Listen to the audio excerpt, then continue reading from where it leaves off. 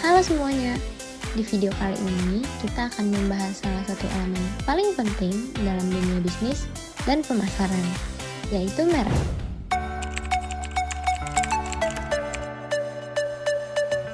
Merek adalah tanda yang digunakan untuk membedakan barang atau jasa milik satu pihak dari pihak lainnya.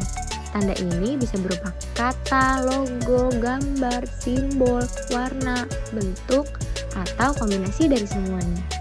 Nah, selanjutnya ada kenapa merek itu penting. Nah, merek itu penting karena bisa membantu membedakan produk dari pesaing, membangun reputasi dan kepercayaan konsumen, juga memudahkan pemasaran, serta menciptakan loyalitas pelanggan, menjadi aset bisnis yang bernilai, dan memberikan perlindungan hukum, sehingga pemilik punya hak eksklusif atas penggunaan dari merek tersebut.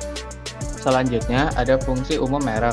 Merek menjalankan beberapa fungsi inti, yang diantaranya sebagai identitas pembeda antar barang atau jasa, sebagai jaminan kualitas yang diakui konsumen, sebagai alat pemasaran karena memudahkan pengenalan, dan juga sebagai aset hukum yang dapat dilisensikan atau dialihkan. Semua fungsi ini menempatkan merek sebagai titik temu antara hukum, bisnis, dan persepsi publik. Selanjutnya ada unsur merek. Unsur merek biasanya mencakup yang pertama, unsur visual. Unsur visual terdiri dari logo, bentuk, dan warna. Yang kedua ada unsur verbal. Unsur verbal terdiri dari nama, kata, huruf, dan angka. Dan yang terakhir ada unsur kombinasi. Unsur kombinasi terdiri dari perpaduan kata dan gambar. Selanjutnya ada jenis-jenis merek. Yang pertama ada merek dagang. Merek dagang adalah merek yang dipakai pada barang yang diperdagangkan. Tujuannya adalah membedakan suatu barang dari barang sejenis milik pihak lain. Yang kedua, ada merek jasa. Merek jasa adalah merek yang digunakan untuk jasa yang ditawarkan dan pembeda dari layanan sejenis lainnya.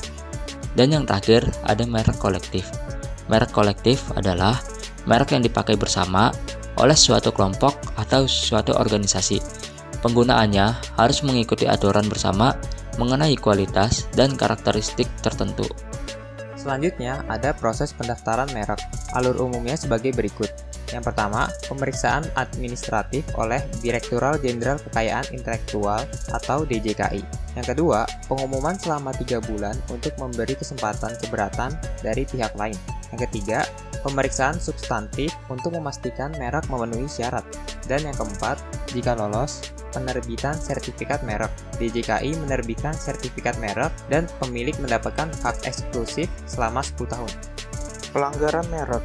Pelanggaran merek terjadi ketika seseorang menggunakan merek yang sama atau sangat mirip dengan merek terdaftar milik pihak lain tanpa izin sehingga menimbulkan kebingungan pada konsumen. Contohnya, meniru nama atau logo yang hampir sama, lalu menjual produk palsu atau counterfeit. Lalu untuk perlindungan hukum adalah merek yang telah terdaftar di DJKI mendapatkan perlindungan hukum berupa hak eksklusif untuk menggunakan merek tersebut pada barang atau jasa tertentu, menggugat pelanggar secara perdata, meminta penyitaan barang pelanggar, dan menghentikan produksi. Lalu melaporkan secara pidana jika terjadi pemalsuan atau penggunaan sengaja. Dasar hukum merek. Yang pertama adalah Undang-Undang Utama UU Nomor 20 Tahun 2016 tentang merek dan indikasi geografis, menggantikan Undang-Undang Nomor 15 Tahun 2001 mengatur komprehensif soal merek, memuat ketentuan utama yaitu pengertian merek yaitu tanda grafis, nama, logo, kota atau kombinasinya. Sistem pendaftaran, Indonesia menganut first to file atau pendaftar pertama yang mendapatkan hak.